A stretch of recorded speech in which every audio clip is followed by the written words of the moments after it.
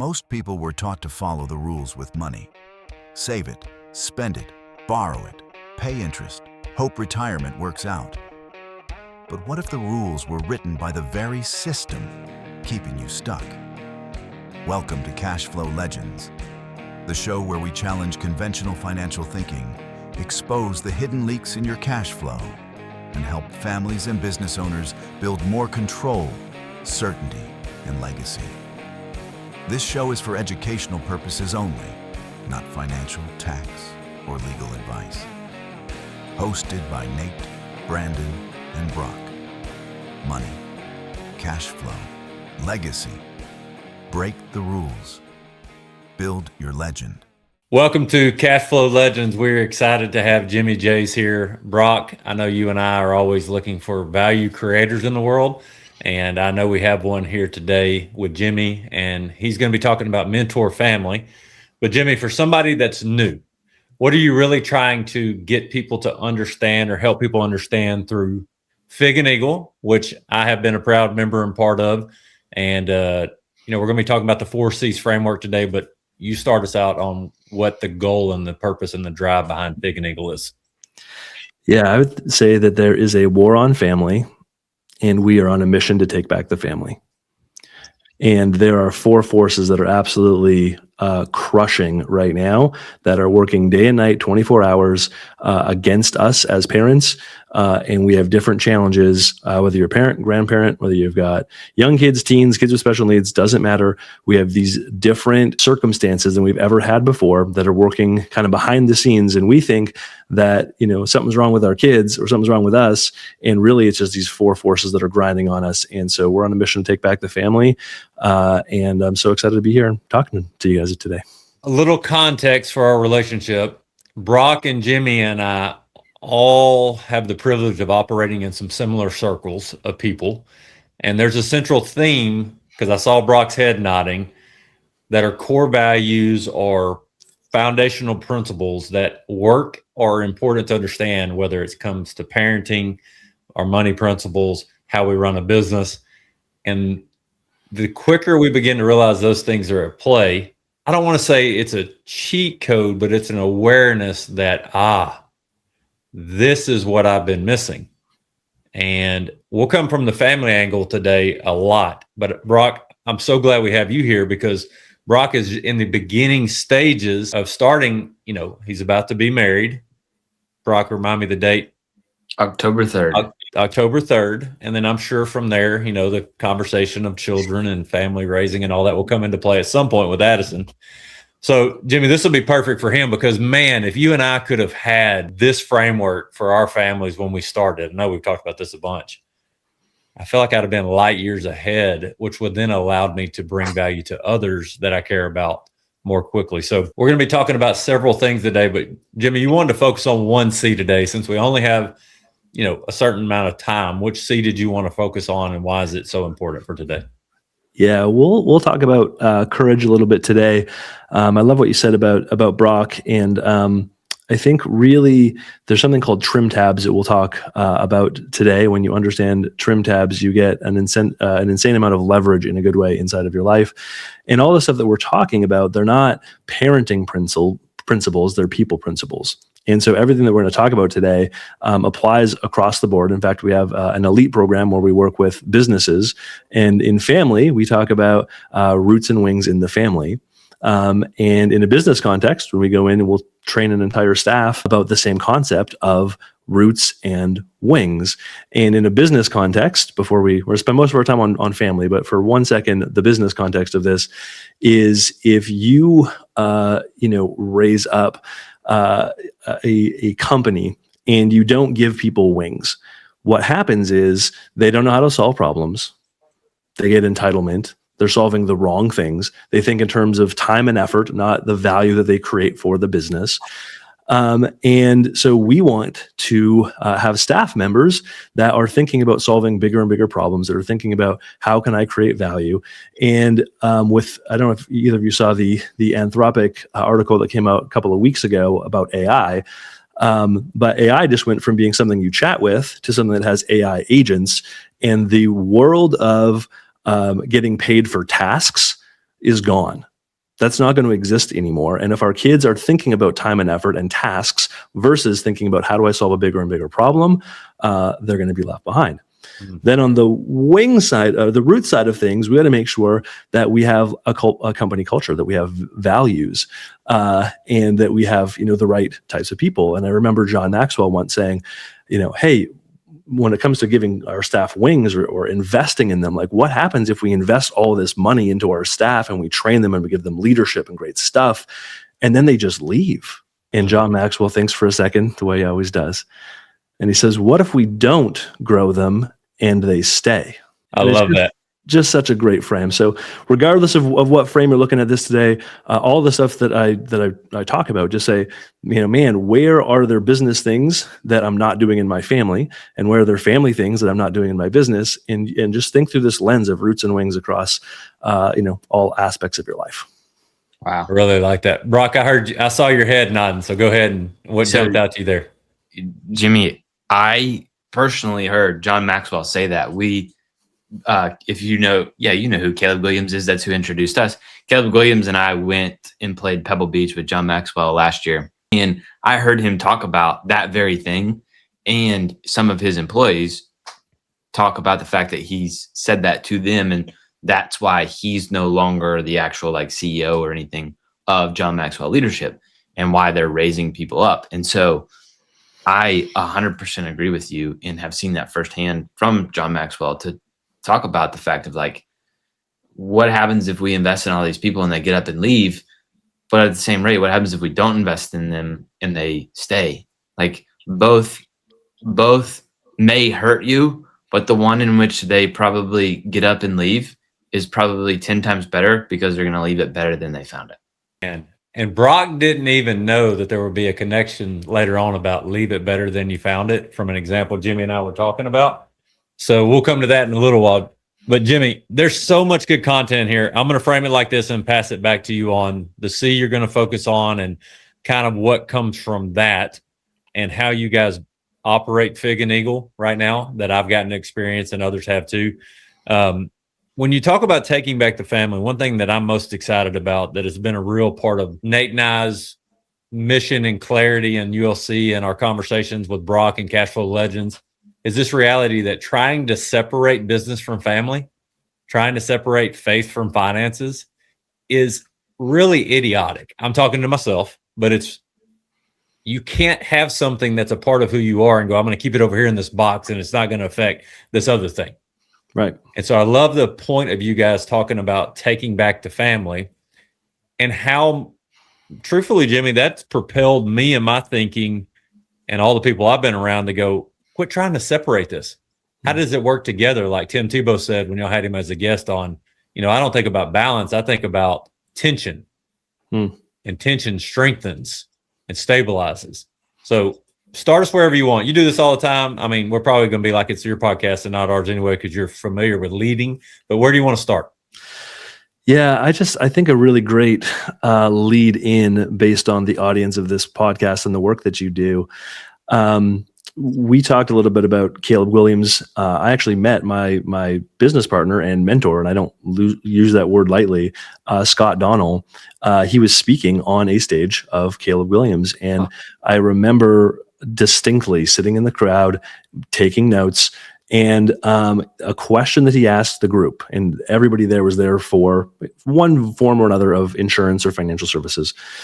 And he said, hey, if you could choose only one of these three things to leave to your kids and grandkids, and you had to choose one, what would you leave them? All of your money and stuff, your assets, all of your knowledge, number two, or number three, all of your experiences and wisdom. Which one would you leave? And the resounding answer, of course, is experiences and wisdom. And it made me have a moment where I thought about how much of my day goes towards creating wisdom and passing on experience to my kids, versus how much of my day goes towards chasing money in a negative way, like mammon, to give them something one day, maybe. And when I look all around me, it's very, very clear. It's not about the question about should I leave them, shouldn't I leave them money. That's not the question. The question is, what happens if you leave them all of the money? without the wisdom and experiences? And you don't need to answer that question. All you need to do is look at Hollywood, look at any athletes, look at anybody who got the money without the wisdom. And it's not just that they blow the money. An entitled child will destroy your wealth. An anxious child will be destroyed by your wealth. So we got to be really, really careful that this isn't just a game about how much can we store up to pass to kids one day. And the mechanism of infinite banking and the way that you teach it, goes hand in hand with solving this. But I think that it's a principle, but the first principle isn't infinite banking. The first principle is what we leave in our kids is more important than what we leave to our kids.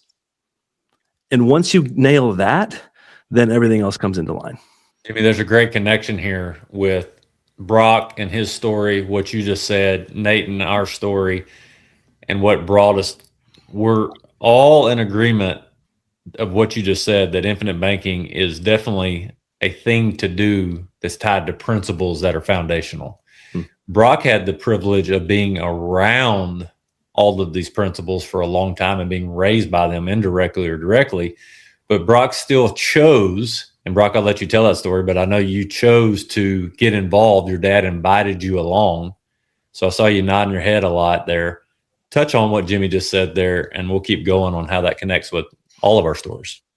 Yeah, I think it's what everything you just said there, Jimmie, was so in line with how I was raised and the things that have been, I guess, bestowed onto me about the fact of if you look at any of the stats today, what you find is all wealth, once it's passed on, is gone, or it goes hot, as some people would say, by the third generation. It is completely gone.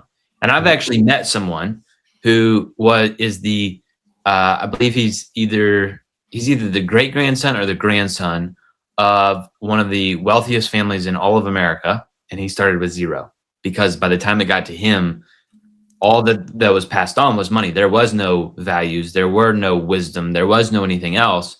And he was blessed enough to be able to build it back up, and how he is out there changing the course of the lives of so many families doing this, because like you said, it's about what you leave in them and not to them as much. Because if you give them the money, but you don't share with them how to be good stewards of that money, they're starting from square one, and they are going to make all the mistakes again.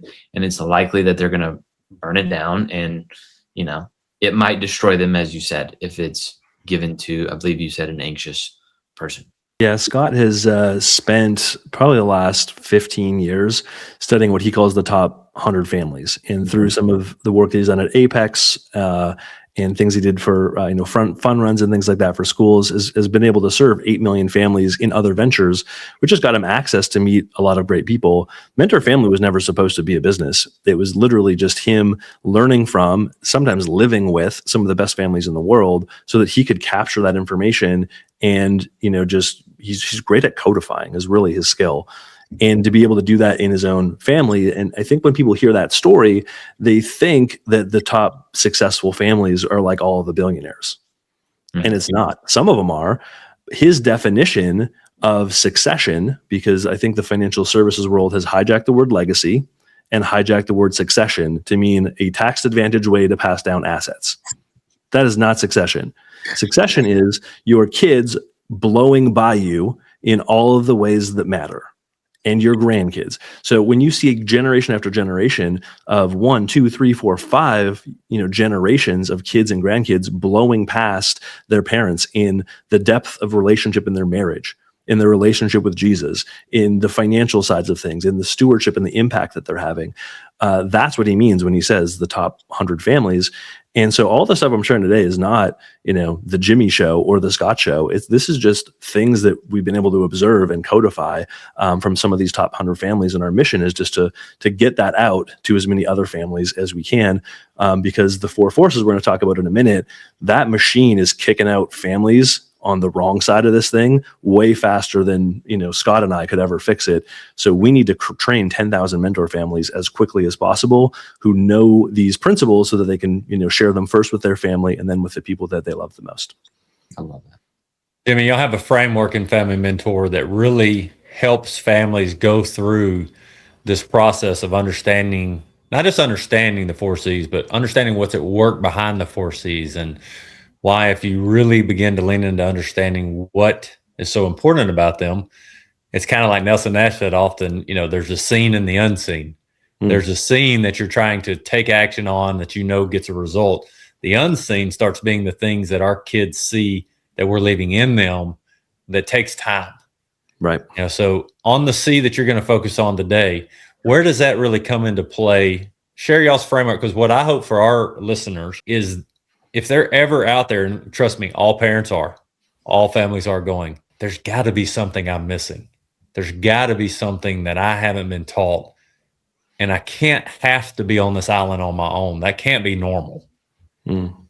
That's what I really realized Family Mentor did. And it brought this reality to my mind that the foundational principles that we have the privilege of teaching, that go back to, how Jesus walked this earth and called us to love others as we love ourselves, and love the Lord our God with all our heart, soul, and mind. What that really means is that plays out in your family, in your life, in your core values. So what does that look like for someone who goes, from our audience, man, I think this is something that I need to look into, and what could they expect? Yeah. So I think a great framework is everything that we've learned, we boil down into roots and wings.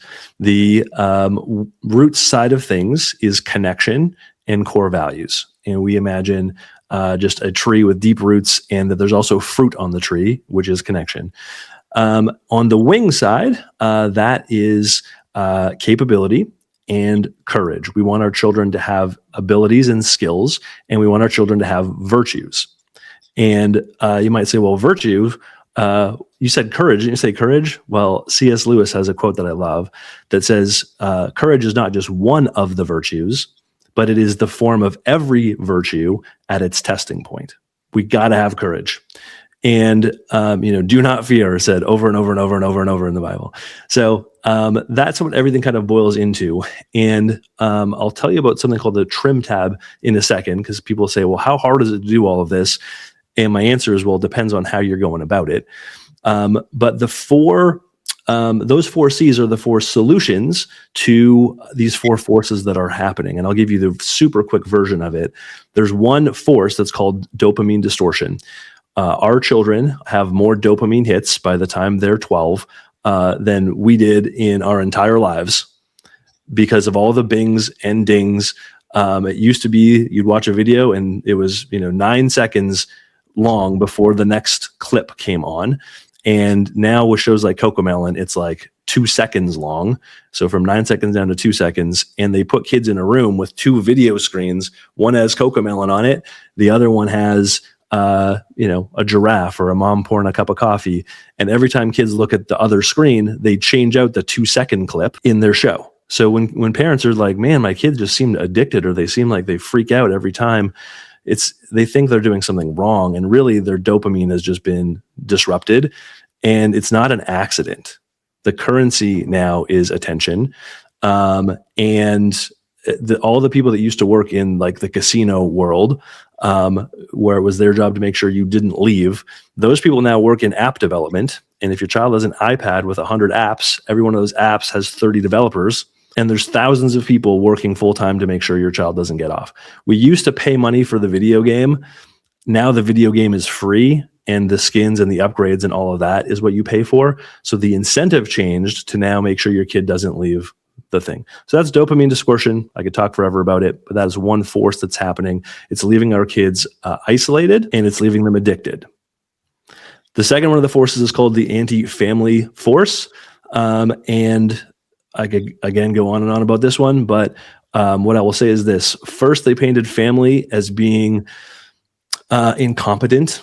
If you look at shows, always have an incompetent dad. Then they painted as unnecessary. And next, they pointed as the enemy. And that's already happening. And your kids are getting messages from all over the place that is painting family as the problem, as the enemy. Hyper-independence should rule the day. And it's leaving kids rudderless, and it's leaving kids confused. The third force is the one we'll talk more about today. And that is really about having kids that have the opposite of instant gratification is delayed gratification, which is what it takes to be a great husband, a great business owner, a great investor, to use the infinite banking. But our kids are learning instant gratification everywhere. And it's convenience and it's good in some ways, right? But all of a sudden now, you don't have to wait for music on the radio. You don't have to get a CD. Then it went to, you could just buy only the song that you wanted. Now we don't even buy the song. We just rent it and it's on our phone 24/7, anyone that you want. So kids aren't learning anything to do with delayed gratification anymore. And the bottom line is it's leaving them fearful and it's leaving them fragile. And all you have to do is wait until you don't get something. Wait till there's something negative that happens, and you see how fragile our kids have become as a result of it. And the fourth one is what we would call the AI era. And the bottom line of the AI era is, again, could talk about it for a long time, but it used to take 100 years for information to double. Then the printing press came out. It took 25 years. Then once the internet picked up some steam, it wasn't until around 2008. A study came out that said information was now doubling every year. And if you think about the second and third order consequences of that, if you grew up thinking, I'm going to go to college and get a good job, and you're in a 5-year degree, all of a sudden, year 3 of your 5-year college, half what you learned year 1 isn't relevant anymore. And there's new technologies or new double-blind studies that make that obsolete. And so we can't solve problems at the same level of thinking. And now you're seeing the problem of people having these giant student loans and they can't get a job, and how are they going to pay for it? Well, that was 2008. Right? So I referenced this Anthropic study. So as of about a month ago, it's now 13 hours. Information doubles every 13 hours. So it's leaving our kids overwhelmed and feeling obsolete. And we're really optimistic about the future, about what's possible. Kids are going to have opportunities that they've never had before. But if you take a child that is fearful and fragile, that is feeling, addicted and isolated, that's rudderless and confused, right? And we take that child and we put them into the future that's coming, man, they're going to have some. It's not going to be easy. It's not going to be the life that our grandparents had or that we had. And so those are the 4 forces, and they are. I just think about the number of schools that are out there. There's 130,000 schools just in the United States that are pumping out kids that are thinking in terms of time and effort and not value creation. And it's not the teacher's fault. Teachers are, great. Scott's married to teachers. He's an angel. It's the system. The system hasn't updated, and it's teaching kids to be ready for 1985, not 2035. And that machine, and the anti-family focus, think about Hollywood, that machine is pumping out at such a faster rate than we ever could. And so that's why it needs to not be about us. It's our mission to create 10,000 mentor families. And I think that's when we start to make a dent in this problem. So hopefully that sets up the problem, and then we can jump into one of the C's. No, I love that. So because Lee and I have some real world experience with you guys' program and all of the value that you guys bring, what I love about what you're doing is you're bringing in what Scott's experienced for 15, 20, 25 years, what you've experienced from your expertise and points of view, and this is a key factor that I think we look for often in all of our relationships, is you are humbly saying this isn't about us. This is about a much bigger problem that we know needs to be attacked and solved in a way. Or this has stuck with me forever as a former middle school principal in one of the 4 C's, where we talked about, for the first time ever, we live in a generation where it's a bruised heart instead of a bruised eye. And even when I was getting out of education in 2020, it was a whole new set of rules that you had to go by to try to help kids succeed or overcome things that we couldn't see. The social media, the DMs, the things going on, the comparison game. And we like to think we're way better than junior high kids a lot of times, but adults struggle with the same thing, myself included. And so we have to be aware of these factors, like you're saying, Jimmie, and I like that y'all give it a definition. And not only do you give it a definition of what the 4 C's are, you make it easier to understand that we're all dealing with these at some level or another. And it's never going to be, I figured it all out. Right. It's always going to be a progressive growth and improvement to where we may have been at a 1 or 2. There's a process y'all use that I really like. And now we're at a 3 or 4. Well, that 3 or 4 is 100% better than it was a year ago. It's 100% improved. So on the C's, I'd like to hear some real life examples. And if some of our experiences can tie into that, we'll touch on those too. But on the 4 C's, which one really jumps out to you that you want to dive into for a little bit? Yeah, let's jump into courage. Remind me to hit on Trim Tab at some point, because I think that really helps people understand, how to make this really easy. Inside of courage, our definition is kids who do 3 things. One is do hard things, make big decisions, and leave things better. Those are the 3 things we're looking for inside of courage. And so the way that we teach this to kids, by the way, is there is a story that a lot of people have heard about a cow and a buffalo, where a cow runs away from a storm and a buffalo heads headfirst into the storm. And because they're going into the storm, they actually get through the storm a lot faster. And that's something that I would call grit, and that is a part of doing hard things. But there's another animal that I think does a better example than the buffalo, because the buffalo has grit, but the eagle is what is called anti-fragile. And I thought I knew what anti-fragile meant. We were writing a workbook for parents, and halfway through I was like, I don't understand this word. I thought that there was fragile and then there was resilient. Fragile is like a glass, resilient is like a metal cup. Well, there's something totally different. It's called anti-fragile. That is a thing that gets stronger every time there's adversity, every time there's stress. So the human immune system is an example of an anti-fragile system. The more you stress it, the more it comes in contact with germs or things, it becomes stronger and stronger and stronger. And that's called anti-fragile. Man, that's what I want for my kids. And so the eagle flies headfirst into the storm, but not to grit its way through the storm. It uses the winds of the storm to gain altitude. It's barely flapping its wings, and it flies above the storm. That's what we want for our kids. How do we teach them to be anti-fragile? How do we teach them, first, that we reframe things for them? Stop reading parenting books, by the way. Start reading coaching books. Learn how to help your kids reframe things, right? A best friend reframe. If your best friend was going through this exact thing right now, what would you say to them? Sometimes we say the meanest things to ourselves that we would never say to other people, right? A fast forward reframe. If you're in the middle of parenting and you're just going through it, it's one of those days, right? Parenting, the years are short, but the days are long.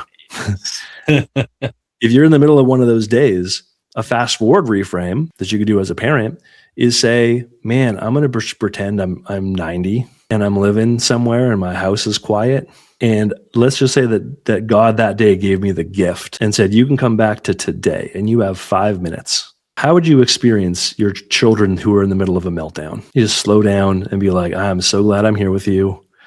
And all of the anger goes away. And you're like, you're just acting like a 3-year-old because you're 3. Right. So that is called a fast forward reframe. Here's journey reframe. Just like what did I learn in this process? So as your kids are going through hard things, and as you're going through movies, like stop watching a movie to be entertained. Watch a movie, and at the end of the movie, ask your kids, what was the worldview of that movie? What was the moment that the hero got the call to action and they refused it?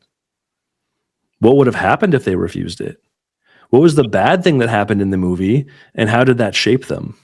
What did that allow them to do next? And see, once they have that as their frame, now they're in the real world and something happens, and you just pull out one of those things. What would this hero do? What are you learning from this?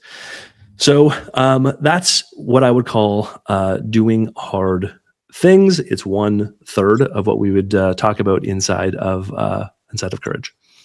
I think that is so important on so many different levels, and there's a podcast done with David Goggins, which I'm not a huge fan of. However, he's David Goggins. He's got some good info.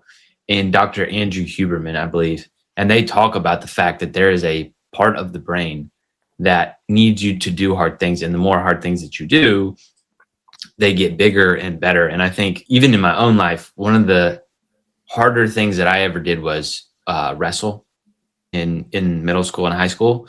And I distinctly remember there's two very distinct moments in my wrestling career where I was like, oh my gosh, I can take this with me for the rest of my life, which was one, there was an older, I was an 8th grader, and there was a sophomore ahead of me that was 2 weight classes above me that I thought was a lot better than I. However, my coaches thought differently. And as we were wrapping up for the last pairing of the day to pummel each other and spar, go through whatever we needed to, my coaches said, hey, you need to go, you're going to wrestle this guy. And I remember almost being in tears, telling them I can't do it. And then being on there, one of my coaches, before sitting down with this guy, he was like, hey, just remember, technique will almost always outweigh the heavier, stronger person. Sure enough, it happened. And I was like, oh my gosh, like that is true. But then the other side of the coin was I wrestled someone who we all thought was very nerdy. He was not strong. He was not any of these things. But as we were wrestling, what I forgot to do was breathe. And I was grunting and pressuring, and I started to pass out in the middle of the match. And I had to get up and let the guy do whatever he's needed to do. And I remember looking at my coach, feeling like I was about to fall over. And he just had to tell me that, like, hey, you got to lock in. In life, when it gets hard, you can't forget to breathe. Yeah. And I think going through those hard things is such an important piece for families. And I'm so happy that my family showed me and made sure that I went through some really hard stuff. Yeah, there's a great connection in all of that. That at the end of the day for us three, because I know Brock and Jimmie will, we've had lots of great conversations, and Nate, if he were with us, is we're all coaches. So there's a 5th C in my head of, not only do you need to know these things are true, but I had to know and trust Jimmie enough through relationship and long ranging conversations and all kinds of other stuff that we've talked about and gone through to know that I wanted to be coached on this by him, to know that Scott was worth diving into what he says he was an expert in because I knew Jimmie. And you just hit it best, Jimmie, when you said read coaching books. And we get to choose that. We're in an age where information is not the problem. Access to it is not the problem. How we siphon through it is what is necessary to build foundational things. So when I think about courage, Jimmie, I think about a couple of things that we see often in our world, because Brock deals with young entrepreneurs that are very successful often, that are already making lots of money, and they think it's always going to be that way, and they don't have any defensive thinking in mind. We balance each other or bring value to each other, tension, as Tim Tebow would say, because we have the parent side and lots of kids and kids raising that he hasn't experienced yet. And we can think through that together, which brings an immense amount of value. But this reality is that adults as a whole, the more they begin to invest in themselves and how they think about how they think, they start gaining courage back. They start getting more clear on where they're called to be courageous in their households and their families and their relationships and their new partnerships, whatever it might be. And their kids start seeing that. They start doing what they see, not just what they say. And if saying and seeing match up, there's a bridge that gets connected, or 2 chasms that gets crossed, because the kids go, they don't tell us this because that would be too easy. They give us too much compliment as a parent, but they go, I recognize what you're doing differently because I acted it out in my life today. And there's nothing, as a parent, I'm getting chills saying it, there's nothing better than that. And Jimmie, we haven't talked in a while, but like I'm seeing, even though I think we just scratched the surface of what you guys are offering to people to take hold of, I'm seeing it daily, months and months and months later in my household. I'll give you a perfect example real quick. The other day, Leah's out of town. Her mom's going through some treatments and some things. So when dad's in charge, it's probably cereals on the docket. Okay. And we're probably not going to have as many groceries and those kind of things because mom is really exceptional at doing those things without me even noticing it. But I was like, you know what? I'm capable of doing this. So we ordered our groceries, had them delivered. That's technology at its finest. Then you have to go to the store and get them. And my youngest 9-year-old my youngest is 9. He is notorious for having the reputation of everybody doing something for him. That's also a reputation we've created and allowed him to live in. So nobody else is here. Everybody else is off doing something, and they drop off groceries, and unannounced, he gets up unprovoked, comes and helps us get groceries out of the car, brings them in, not told by me, not expected. And then he begins to put them up into the pantry because he's taken ownership of that. Because if we've said it once, Jimmie, we've said it 1,000 times, bringing value to this family brings joy to your mom and dad. And then his mom gets home, and I've already bragged on him to her, and she starts bragging on him. Well, what do you think that does? That encourages a behavior that we're looking to have our children live out daily. And the lady dropping off the Walmart groceries said, I've never seen a 9-year-old come out the door unannounced, unprovoked, and grab groceries like that. Y'all are doing something right. And Jimmie, this ain't about us, just like it's not about you and Scott.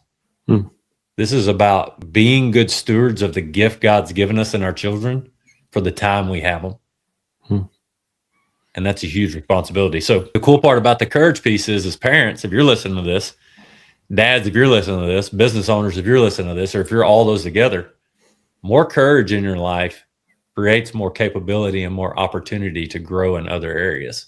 And that's really what you guys are spending a lot of time giving people a community to do that in. And that's pretty cool.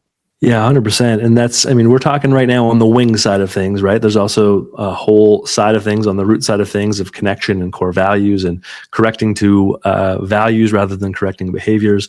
But something that you said that I love that kind of ties us all together, the things we want in our kids are courageous children. We want anti-fragile children. We want children that do hard things, make big decisions, and leave things better. The way that you get that, the way that you create that, the environment where you will naturally produce that is an environment where you have high expectation and high edification. I'm giving you this feedback because I have high standards for you and I know that you can meet them. That's true in sports, that's true in business, that's true in family. And so you just want to create that environment. And if there's low expectation and low encouragement and edification, then you have what we would call a caretaker, where you're just doing everything for them. If you've got a lot of edification but not high standards, then what ends up happening is that we have a coddler. Nurturing is good, coddling is bad. Coddled kids, all of a sudden they're stuck. They start falling into entitlement. They're very, very fragile. They're actually more fragile than the caretaker kids, because not only does no one have expectations of them, but they're used to being complimented and built up all day long for having done nothing because they got participation trophies their whole life. The flip side of that is a drill sergeant parent, where you've got high expectation and low edification. And now you raise a child that becomes a vulture. They're going to win, but at what cost? They're trying to meet these high standards you set for them, but it's just you're catching them doing stuff wrong more than you're catching them doing stuff right. So we want high expectation, high edification, and we call that a coach, which is why I said to read more coaching books. And that's what a great coach does. High expectation, high edification. And when we talk about that, we say that encouragement would be like putting wind in somebody's sail, and we want to do that. Edification is like strengthening the frame of the boat. And we want both of those two things together. So that is really what creates, that environment. And what you're talking about with kids just, taking initiative and doing things without being told, you're like, parents listening, there's some of them that are like, that's not possible. Or maybe that works with your kids, but that won't work with my kids. It's because of this concept called a trim tab. What you did is you created the right environment. So a trim tab, we've talked about this before, Brandon, is if you tried to turn a boat from moving the front of the boat, the amount of pressure and force that it would take is unreal. But there's something called a rudder that you can move at the back of the boat and get leverage and move the boat very, very easily. Well, around the time of World War II, even though that's a leverage thing, the size of the boats kept getting bigger and bigger and bigger. And the limiting factor on the size of the boat was how much energy they had to produce to turn the rudder. Even though it was leveraged, it's still an immense amount of energy. And so this invention was created called a trim tab. And a trim tab is basically a tiny little rudder on the rudder, takes almost zero power to move it. When you move that thing, it creates negative pressure, which then turns the rudder, which then turns the entire ship. And not the person who invented this, but the person that made it famous is Buckminster Fuller. And on his tombstone, it says, "Call me trim tab." I want to spend my whole life being the trim tab of causes that matter. How much of my time am I spending pushing the front of the boat? How much of my time am I spending doing leveraged rudder activity? And how much of my time is going towards, and my focus and energy is going towards those trim tab things, those little tiny things that are almost effortless, that move the entire organization, that change generations for my family. In Scott's family, they say faith, family, fish. And fish means fun and adventure, integrity, service, and heavenly work. His 3-year-old has it memorized. You'll hear them in the pickup line of school. What do we stand for? Fun and adventure. Integrity, because they can't even say it right yet. Service, heavenly work. And they'll tell you about their day through the lens of those values. You know how many companies where you ask the staff what the values are, they can't remember it? In Scott's family, a 3-year-old knows it. Why? Because the trim tab is that it's an acronym that's easy to remember, so it can get lived out daily. So if you don't have trim tabs, life gets really, really, really hard. If you create some trim tabs around what are the incentive structures in our home? Do our kids just get paid for everything? Do we just give them all of the freedoms? Do you get a later bedtime because you got a year older? Do you just get every upgrade that there is? Do they just get money for free? They call it allowance, and it's socialism, right? Every experience they get, all the stuff. If the only way kids get things in your home is by asking you, then they're going to learn capabilities. Their capabilities are going to be, how do I pit mom and dad against each other? Capabilities are going to be, how do I beg for things? Instead of saying, can I have this? What if your kids came to you and say, what do I need to do to earn this? Here's 3 ideas that I have. When your child asks you that, everything else is easier. That's a trim tab. So essentially what we're trying to do is just take all of these things we've learned from the top families in the world, turn them into trim tabs, and give them to parents. We're not looking for information. We're looking for transformation. What's the least amount you can do to get the most amount of impact in the area that is meaningful to you? Because that's the way we win the war on family. Parents are exhausted. They're tired. They're working more than ever. And so it's so important that we find things that make today easier and that build stronger generations. Yes. Most of the strategies out there do one or the other. Very few of them do both. Agreed. So good, Jimmie. What I hear, to frame it up and kind of tie it all together, and we're going to have you back on if you'd like to be, because there's so much good information that you're sharing here, is this reality that the 4 C's and all these things that tie to it, the 4 C's just help us have some trim tabs to frame things, and to keep things moving in the right direction.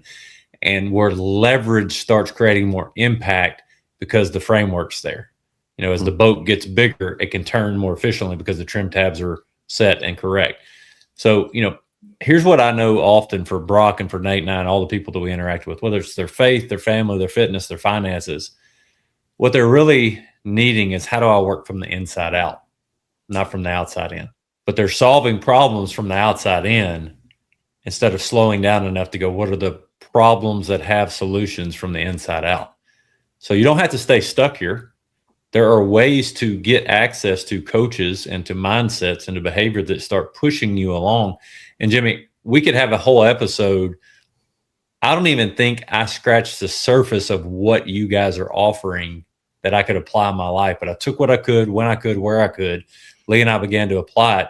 And now my daughter comes up to me for things like this. Hey, Dad, I know summer's coming up, and I know I am not expecting you to pay for all my summer clothes that I want, but do you think it would be possible if I did this, this, and this, and we met in the middle on a few of these things because of X, Y, and Z? I'm like, how do I say no to that, Jimmie? That's what I teach our clients to do every day. It's delayed gratification. It's how do you prioritize what's most important, what's next most important, and build a framework around that. So those just came from little bitty additions of trim tabs to the rudder, because we know we want to be a family known for wisdom, energy, accountability, love, time, and health. That's our word for wealth. That's our acronym. And we know that ties to scripture. We know that ties to being good stewards of what God's given us. I get to live that out indirectly and directly with Brock a lot because he's been raised that way. we say often we don't shy away from Jesus as the center of everything that we do, because it's only because of him that we can do it. So we have guests on where we're unashamed of that. We are proud of that. That is something we want to be known for. And in fact, I thought about 2 trim tabs for life. Love the Lord your God with all your heart, soul, and mind, and love others. If you keep those trim tabs on the direction your life's going, it makes a lot of things way simpler and not overcomplicated. So, Jimmie, y'all are Fig and Eagle, but there's a way to find you guys, and it'd probably be helpful for people to understand that and know what they're looking for and how it all ties together. Would you tell everybody that? Yeah, absolutely. So our program is called Mentor Family. Our company is Fig and Eagle, and there's a long story behind it with a lot of God in it. But the bottom line is that the eagle represents strong wings, and the fig tree represents deep roots. Some of the wild fig trees actually have roots that go deeper than the Eiffel Tower goes up. Their roots go down. So we want really strong roots with our children and really strong wings with our children. If you raise them up with wings, they'll go off and do amazing things and start businesses and charities and change the world. But they don't come home for Christmas, and you don't see them at Thanksgiving. And if you give them roots and not wings, then you've got the 35-year-old living at home playing Xbox all day.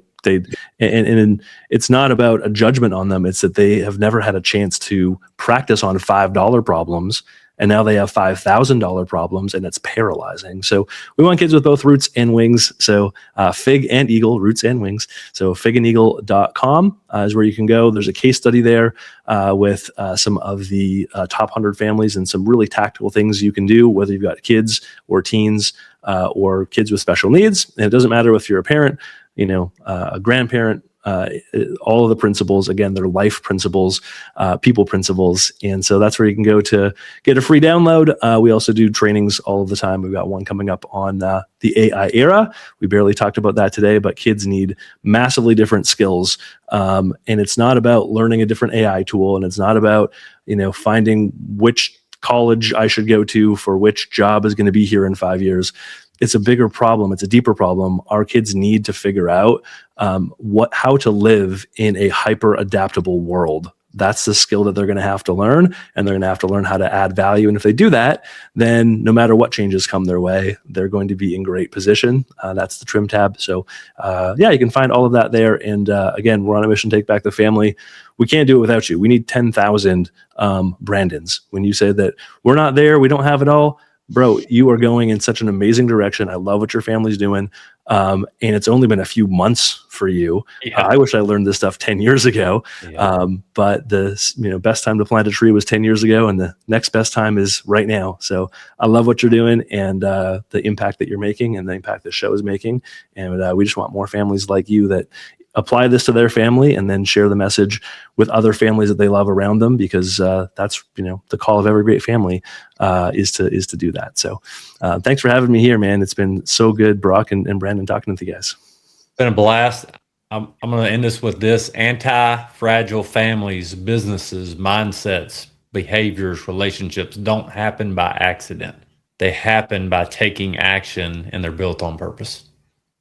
So, Jimmie, thanks for sharing one little bitty piece of what you are doing in Fig and Eagle and the Mentor family. We'll definitely have you back on again if you'd be so gracious. And I think the AI angle may be the next one, if you're up for that, because I think that is something that's pressing on how does this tool turn into something that can bring value to our family and not be something we run and hide from, and how does it make us more anti-fragile instead of less. Until the next time, we appreciate everybody sharing your greatest asset of time with us. We consider it a privilege to get to hit record on things we would talk about anyway, and we appreciate you. Thanks for listening to Cashflow Legendz. If this episode helped you think differently, subscribe to the show and share it with someone who needs to hear it. And when you're ready to start building your own cash flow system, schedule a clarity call with Nate using the link in the description. Money, cash flow, legacy. Break the rules. Build your legend.